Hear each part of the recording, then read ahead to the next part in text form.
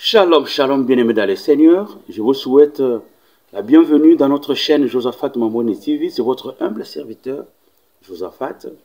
Que Dieu vous bénisse. Je suis convaincu que vous êtes en train de passer une semaine pentecôtiste par excellence.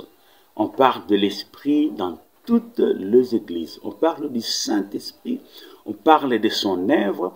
On parle de ses manifestations. On parle de dons spirituels, on parle de power, on parle de la puissance, on parle du baptême du Saint-Esprit, on parle de l'onction, on parle de tout ce que l'Esprit peut produire dans la vie d'un enfant de Dieu.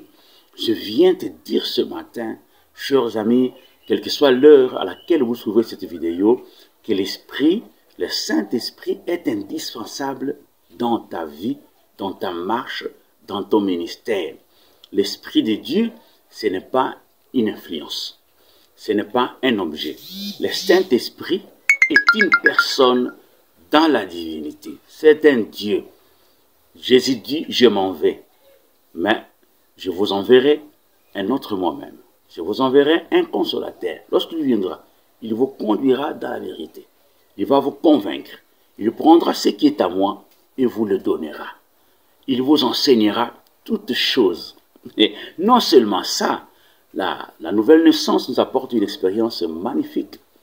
Mais en dehors de la nouvelle naissance, il y a d'autres expériences dans lesquelles Christ nous invite. Il dit, cette promesse est pour vous, en aussi grand nombre que le Seigneur les appellera. Le baptême du Saint-Esprit, c'est une nouvelle expérience que nous pouvons passer. Grâce à l'Esprit, nous sommes plongés dans la divinité. Nous acquérons une nouvelle dimension que nous n'avions pas.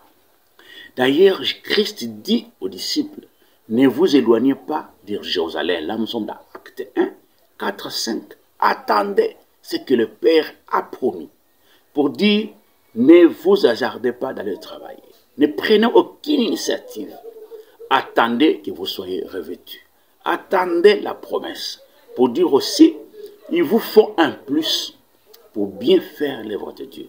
Il vous faut un plus pour bien travailler dans votre ministère.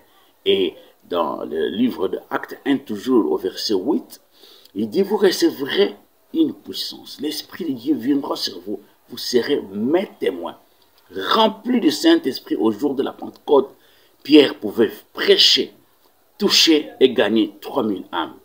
Pour votre ministère, pour votre chrétienté, pour produire de beaux résultats dans votre service, vous avez besoin d'un plus. Et ce plus, c'est la puissance du Saint-Esprit. Allons dans Luc 4, le verset 4. Jésus, rempli de l'Esprit, monte à la montagne et va en prière.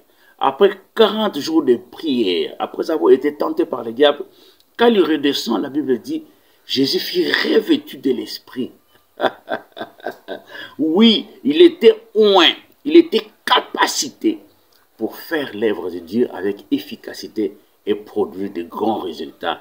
Chers amis, l'œuvre de Dieu, on ne la fait pas avec notre intelligence. L'œuvre de Dieu, on ne la fait pas avec un diplôme décroché dans un institut biblique ou une université biblique.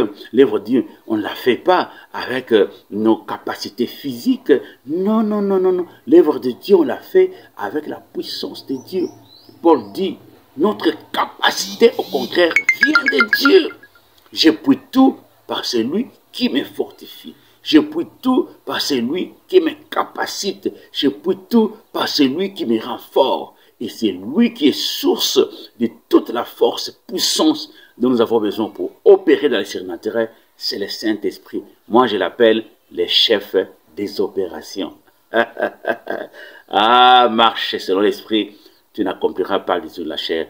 Marche dans la sanctification, tu seras rempli.